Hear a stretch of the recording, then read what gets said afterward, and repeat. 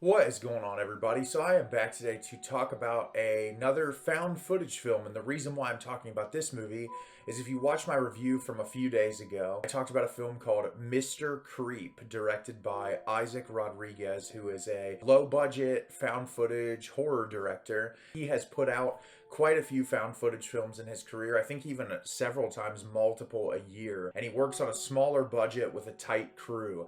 And when I saw Mr. Creep, I didn't know anything about him as a filmmaker, didn't really know anything about his work, and I was really impressed with Mr. Creep. I think despite its rough around the edges feel, some of the performances weren't all that great, but the core of what the movie was trying to accomplish, utilizing the found footage format, I think it was executed really well for what it was, and that's one of his newer films. And so I noticed on Tubi there were some other films of his that were available for streaming, and this was one that caught my attention. And so the movie I'm going to be discussing today is Deadware. Deadware is directed by Isaac Rodriguez. In 1999, two friends use a webcam for the first time and stumble across a mysterious browser game that may be haunted. So like I said, I didn't know anything about this movie other than the director, enjoying his previous work, and I really enjoyed this movie a lot. I think there are more problems in this than there were in Mr. Creep. It's clear how he has developed as a director over time.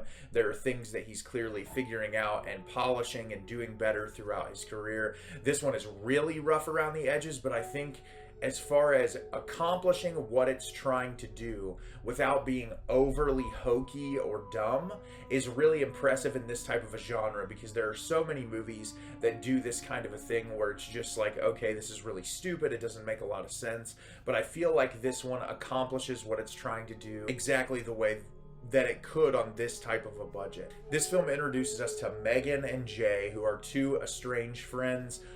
Megan has moved to San Francisco. She's trying to build a life for herself out there in California, where Jay is living in an apartment in Texas. He tells her that he's gotten out and away from his mother. He's trying to make a life for himself. And the two were mutual friends with this woman named Amy. The three of them were really close. Jay and Amy were dating at one point. And so the two of them, they're talking and they're reconnecting over not seeing each other for a while. And they get online and they find this desktop horror game that Amy has posted about playing. And so the two of them start playing this desktop horror game in 1999, and not everything is what it seems, and the movie plays on from there. So, like, this is a found footage film. There are some moments throughout this where they keep playing the game that you ask yourself the question, well, why would they keep playing? Well, human curiosity gets the best of us sometimes, and we do stupid things. It's similar to what I talked about recently in my Evil Dead ranked list. Human beings continue to do dumb things for no reason because we're curious by nature. And so this is one of those films that it's fine for me to suspend my disbelief as to why they continue to keep doing the thing. But I think this is really effective, similar to what I said in Mr. Creep, at creating atmosphere. This movie has a lot of moments of quiet where two characters are talking, you'll focus on something, and it's quiet. It's not like swelling music leading up to a jump scare or something. It's just dead quiet, which I think, thinking about putting yourself in a room playing a PC game, even if it's with a friend, and there's that much quiet, that the unease of not knowing what this thing is, what it's capable of doing, I think being able to suspend your disbelief in that moment, it's totally fine. I think it's executed in a way that works, and I appreciate it. The two leads, I really like their chemistry. I feel like from the beginning of the film, the conversations that they have are very naturalistic. They don't feel too hammy or over the top. Clearly, they're not like the most professional actors in the world, but they do a really great job with the material they're given. There's a couple moments where they'll deliver lines that I'm like, that's a little rough. It's a little, like, some of the things get a little bit repetitive towards the middle of the movie with the dialogue, but I think it's forgivable on a film with this small of a budget. I think that when you're trying to execute a premise and a film that's only an hour and 8 minutes long, I'm willing to forgive some of those little pitfalls because of the fact that the director has a vision that he's trying to execute. I love the really rough around the edges design of the 1999 click and move horror game. I really love when there's like live people looking like they're in the game. I like how like they're composited in. It looks really rough, similar to something in the 90s.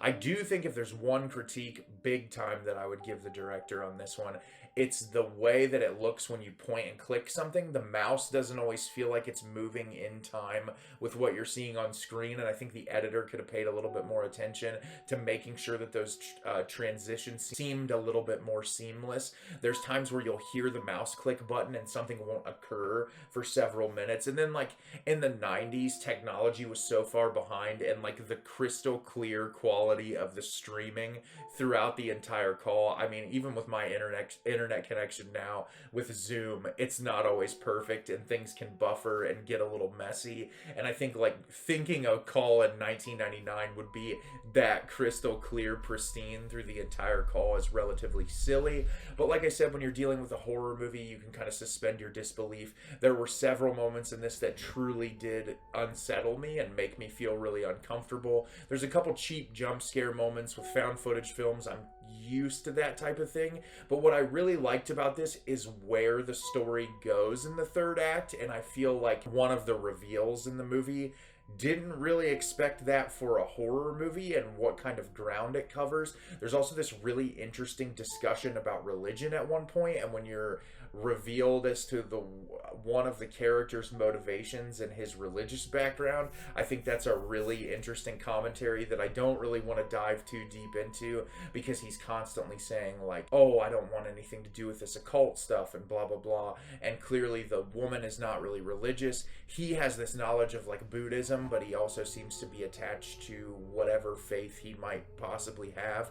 And so I think that whole conversation of religion that's incorporated in this is handled really well. It also helps the happenstance thing of like the six realms of whatever, and he knows the answer immediately because of his religious studies course.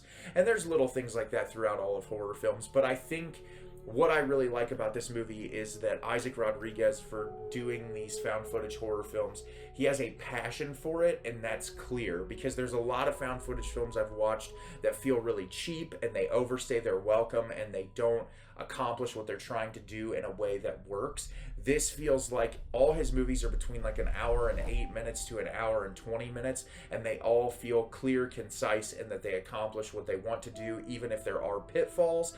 Both of the movies I've watched of his aren't perfect, but they're good, and that's what I really like. They're entertaining found footage films that I don't feel like I've wasted my time. I feel like I get something out of them, and so he's an exciting director for me, and I'm looking forward to watching more of his material. And this is also streaming for free on Tubi, and if you want to check out a fun found footage film that has a really unique aesthetic, similar to a movie I talked about in 2002 called The Collingswood Story, which was actually filmed in that time period, which makes it a little bit more interesting of a time capsule. The pacing in that movie is really bad though, and I was pulled out of it a lot, where I feel like this film, it's way better paced, it's more concise, and I think it's interesting, so you should definitely check it out. So have you seen Deadware? Did you love it? Did you hate it? Leave me a comment down below and let me know what you thought. I thought it was really good. I really enjoyed it. I think it does have a lot of flaws, but I think that the overall execution of it makes up for the flaws that the film has. As always, if you can like the video and subscribe to the channel, it helps me out a lot and lets me know the type of content you're looking for.